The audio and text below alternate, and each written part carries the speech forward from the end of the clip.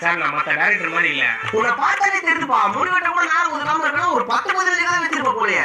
10-15 கதை இல்ல சார், ஒரே கதை ஆஸ்கார். தம்பி படம் டைட்டில் ஆஸ்காரா? சூப்பர்ப்பா. சார் படம் ஆஸ்கார் போகணும்னு சொன்னேன் சார். ஆஸ்காரா?